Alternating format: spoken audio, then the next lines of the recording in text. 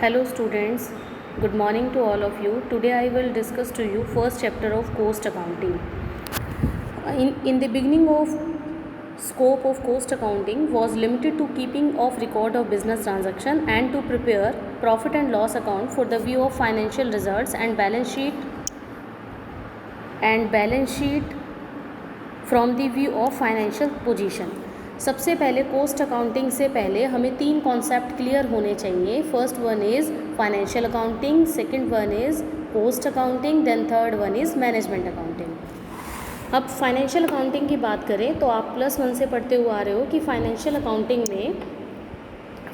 Accounting में जितनी भी ट्रांजैक्शंस आपको दी होती है जो कि फाइनेंशियल नेचर की है उनको सबसे पहले रिकॉर्ड किया जाता है. मींस उसकी जर्नल बनाई जाती है, जर्नल से लेज़र से trial balance, trading account, profit and loss account, then balance sheet. लेकिन इसका एक ड्रॉबैक रहा था मतलब फाइनेंशियल अकाउंटिंग का कि जो भी ट्रांजैक्शंस होती थी उसको एज इट इज़ रखा जाता था.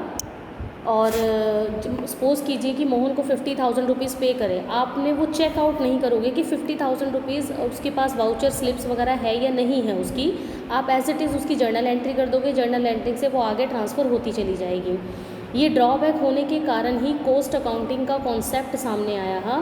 कोस्ट अकाउंटिंग में आपको ये देखना है कि सपोज़ करो एक बुक है, बुक का जो MRP रेट मान लो 100 रुपये की एक बुक है, 100 रुपीज़ की एक बुक है, लेकिन वो 100 रुपीज़ का MRP कैसे डिसाइड हुआ, मतलब उस पर कितने मटेरियल कितने पेजेस की क्योंकि जो बुक है वो किससे बनी है, पेजेस से मिलकर. पेजेस नहीं होंगे तो बुक कवरअप नहीं होगी. तो उस पेजेस की कितनी कॉस्ट आई, कितना मटेरियल लगा, लेबर लगा, ओवरहेड कितना लगा, ये 3 एलिमेंट्स हैं जिनको सबसे ज़्यादा फोकस किया जाएगा कोस्ट अकाउंटिंग में. First one is material, second one is labour, third one is overhead जिसको इनडायरेक्ट एक्सपेंसेस के नाम से भी जाना जाता है. ये तीनों अगर फाइंड आउट हो जाते हैं तो एक बुक की जो MRP रेट है वो डिसाइड हो जाती है. इसलिए कोस्ट अकाउंटिंग क्या है, एक specified branch of journal accounting है जिसमें डिटेल सिस्टमेटिक इन्फॉर्मेशन जो है एक पर्टिकुलर गुड्स और सर्विसेज की कितनी कॉस्ट आ रही है उसको फाइंड आउट करने के लिए कोस्टिंग की जाती है. कोस्टिंग में आपको ये बताना होता है कि एक पर्टिकुलर प्रोडक्ट की, गुड्स और सर्विसेज की टोटल कॉस्ट और पर यूनिट कॉस्ट क्या है.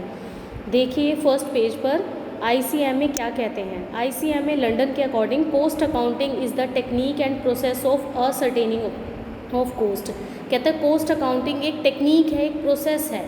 उस टेक्निक में बहुत सारी टेक्निक्स आ जाएगी, लाइक स्टैंडर्ड कोस्टिंग है, मार्जिनल कोस्टिंग है, कोस्ट शीट है, ये सारी चीज़ें आ जाएंगी. और ये सब टेक्निक्स और प्रोसेस क्यों यूज़ की जा रही है, ताकि आपको कोस्ट को आइडेंटिफाई किया जा सके. सेकंड डेफिनेशन देखिए, वॉल्टर W. बिग क्या कहते हैं. Cost accounting is the provision of such analysis and classification of expenditure as will enable the total cost of any particular unit of production to be ascertained with the reasonable degree of accuracy and at the same time to disclose exactly how such cost is constituted. ये कहते हैं Walter W. Big कि coast accounting जो है accountancy से थोड़ा अलग है. अकाउंटेंसी में आप क्या है, डिसीजन मेकिंग लेने का काम करते हो और आपको पर्टिकुलर एक एनालाइज हो जाता है कि अगर हम कोस्ट को कंट्रोल कर सकते हैं तो क्यों करना चाहते हैं. ये सारी चीज़ें जो है डिफाइनिंग होती है.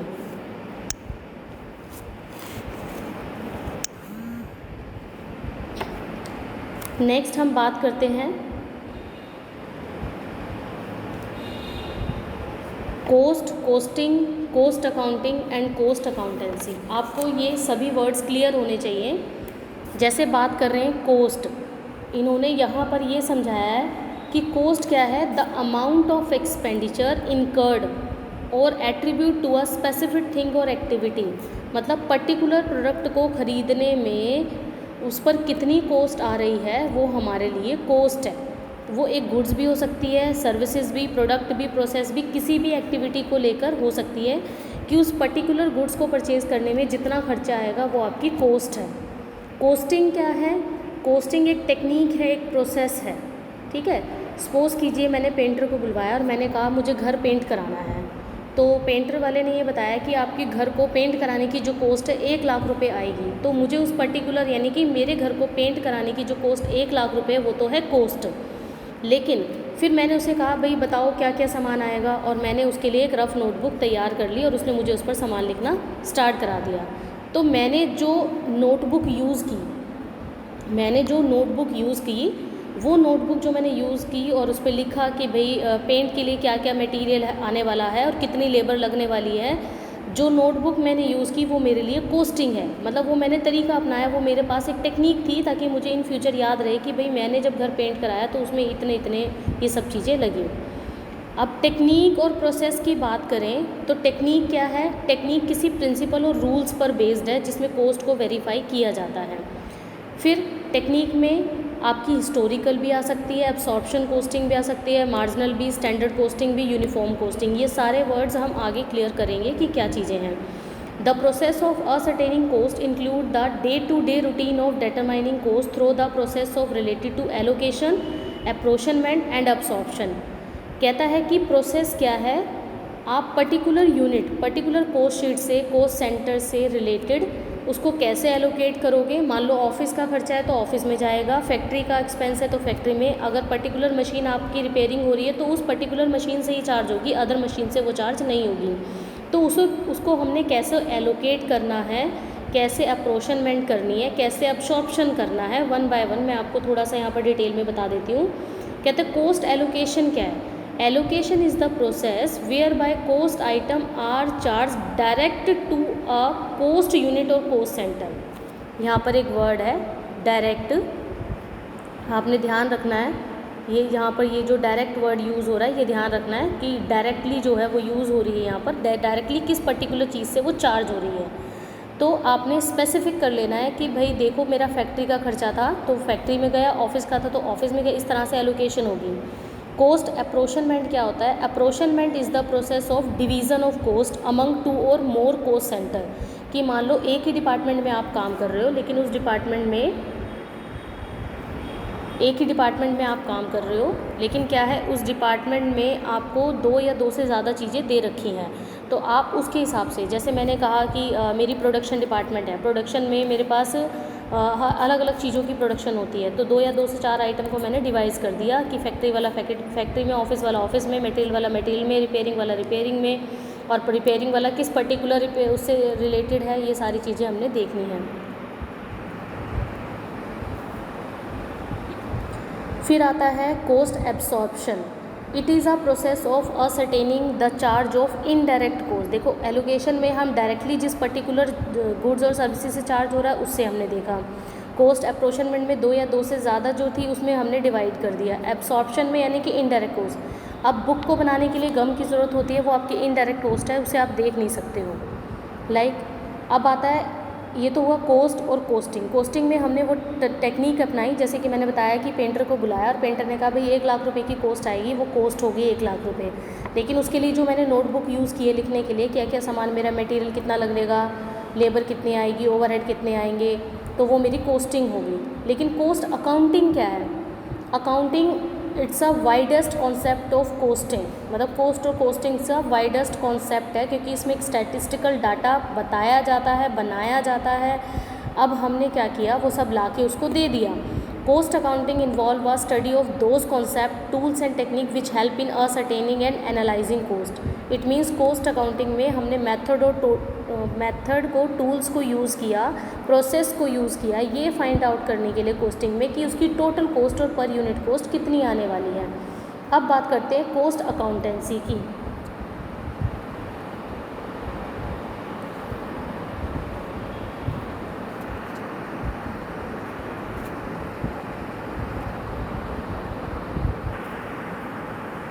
कोस्ट अकाउंटेंसी क्या है?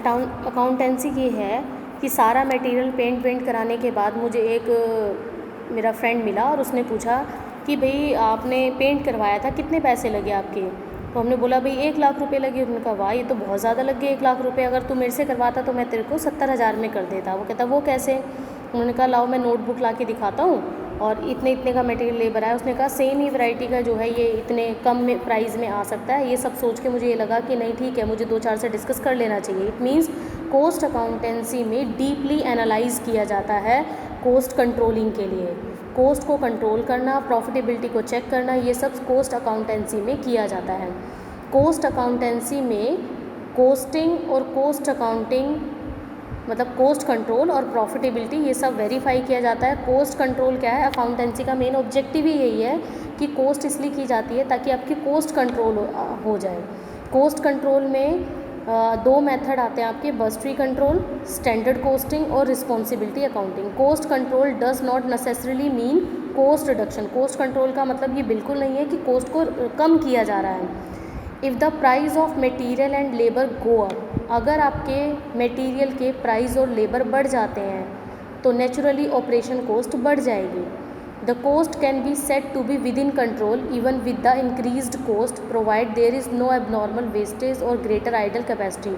जहाँ पर मटेरियल लेबर बढ़ जाए इसका मतलब है वहाँ पर बेकार तो आप रह नहीं सकते, क्योंकि दो तरह की आपकी वेस्टेज हो जाती है, एक नॉर्मल एक एबनॉर्मल। नॉर्मल जो वेस्टेज होती है उसको आप कंट्रोल कर सकते हो और एबनॉर्मल को आप नहीं कर सकते, क्योंकि एबनॉर्मल वेस्टेज में ऐसी वेस्टेज आ जाती है लाइक फायर की वजह से, रियॉट्स की वजह से, इट मीन्स दंगे हो रहे हैं, ये सारी चीज़ों की वजह से वर्कर जो है स्ट्राइक कर देते हैं, ये आपके कंट्रोल में बिल्कुल नहीं है, तो इसको आप वेरीफाई भी नहीं कर सकते कि कितना नुकसान आपको होने वाला है। इस तरह की कोस्टिंग को वेरीफाई नहीं किया जाता।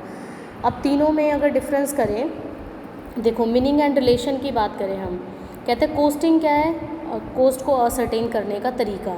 अकाउंटिंग क्या है, रिकॉर्ड कर दिया। अकाउंटेंसी क्या है, जिसमें हमने प्रिंसिपल टेक्निक और मेथड को अप्लाई कर दिया। स्कोप इसका नैरो है, सेकंड वाले का भी नैरो है, लेकिन कोस्ट अकाउंटेंसी का दोनों से वाइडर कॉन्सेप्ट है। क्या फंक्शनिंग करता है, जहाँ पर अकाउंटेंसी ख़त्म हो जाती है वह कोस्टिंग शुरू हो जाती है, और जहाँ पर कोस्टिंग ख़त्म हो जाती है वह कोस्ट अकाउंटिंग शुरू हो जाती है। और ये तो कोस्ट सिस्टम जो है ये स्टार्टिंग पॉइंट ही है cost accountancy. Persons involve, it is related with cost accountant. Costing जो है कोस्ट अकाउंटेंट से रिलेटेड है और ये कोस्ट क्लर्क से रिलेटेड है, और it involve cost accountant as well as management accountant, क्योंकि हम बात कर रहे हैं कोस्ट अकाउंटेंसी की। अब जैसे मैंने स्टार्टिंग में आपको कहा था, आपको दोनों कॉन्सेप्ट क्लियर होने चाहिए। फाइनेंशियल अकाउंटिंग क्या है, कोस्ट अकाउंटिंग में मैंने बता दिया है कि पर्टिकुलर प्रोडक्ट या गुड्स एंड सर्विसेज से रिलेटेड टोटल कॉस्ट और पर यूनिट कॉस्ट कितनी आ रही है उसको कोस्ट अकाउंटिंग कहा जाता है। मैनेजमेंट अकाउंटिंग में 3 काम होंगे, प्लानिंग, कंट्रोलिंग और डिसीजन मेकिंग। बस ये आप ध्यान रखोगे कि मैनेजमेंट अकाउंटिंग में डिसीज़न मेकिंग का काम सबसे ज़्यादा किया जाता है, और डिसीज़न तभी लिए जाएंगे जब आपके पास थोड़ा सा रिकॉर्ड होगा। अब आगे मैं समझाने जा रही हूँ आपको nature, features and characteristics of cost accounting. जैसे फर्स्ट देखिए, specialised branch of accounting. Cost accounting क्या है, स्पेशलाइज्ड ब्रांच ऑफ अकाउंटिंग है, क्योंकि इसमें फाइनेंशियल अकाउंटिंग की तरह ही रिकॉर्डिंग, क्लासीफाइंग, समराइजिंग ये सब की जाती है, जो कि डबल एंट्री सिस्टम पर थोड़ा बहुत बेस है। इसके अपने जो है कॉन्सेप्ट और कन्वेंशंस होती हैं। सेकंड पॉइंट आता है, ये आर्ट है एंड साइंस है, दोनों है। अब देखो साइंस क्यों है, क्योंकि इसके अपने प्रिंसिपल और रूल्स होते हैं और रेगुलर बेसिस पर टाइम टू टाइम चेंज भी होते रहते हैं। और ये आर्ट क्यों है, क्योंकि जो भी प्रिंसिपल और टेक्निक यूज़ की जा रही है किसी भी डाटा को सॉल्व करने के लिए, तो वो हमारी एक आर्ट बन जाती है, क्योंकि हमें और ज़्यादा टाइम उसमें कंज्यूम नहीं करना पड़ता। थर्ड कहता है रिकॉग्नाइज्ड एज ए प्रोफेशन। ये बिल्कुल प्रोफेशन है, क्योंकि इसमें एक जो है एक्ट आया था, इसमें इंस्टीट्यूट बनाया गया है पर्टिकुलर, इसलिए हमारा ये, अगर उस इंस्टीट्यूट से हम डिग्री ले लेते हैं इसका मतलब हम कोस्ट अकाउंटिंग का काम कर सकते हैं। वो है the institute of cost and works accountants of India provide professional assistant to cost accountant. कहता है the institute of cost and work accountant एक ऐसा है जो एक प्रोफेशनल कोस्ट अकाउंटेंट हमें प्रोवाइड कराता है। उसमें प्रॉपर तरीके से रूल्स को फ्रेम कर दिया जाता है, जिसके अकॉर्डिंग आप कोस्ट को एनालाइज कर सकते हो। नेक्स्ट आता है फोर्थ पॉइंट आपका, determination of various component of total cost. It ascertain cost of product service through the process of accumulation, classification, analysis, recording।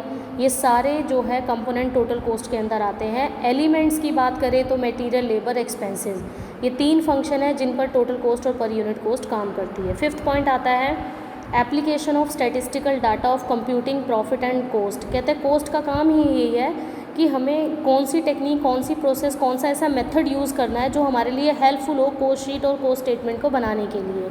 6 point आता है हेल्पफुल टू मैनेजमेंट, क्योंकि अगर सारी इन्फॉर्मेशन को हमने अच्छे तरीके से रिकॉर्ड कर दिया, कोस्ट शीट बना दी, स्टेटमेंट बना दी, प्रोडक्शन डिपार्टमेंट तैयार कर दिए, उसके बेसिस पर एक मैनेजर क्या डिसीज़न ले रहा है हर एक लेवल के अकॉर्डिंग वो हमारा यहाँ पर है। ये 6 पॉइंट आई होप कि आपको समझ आ गए होंगे।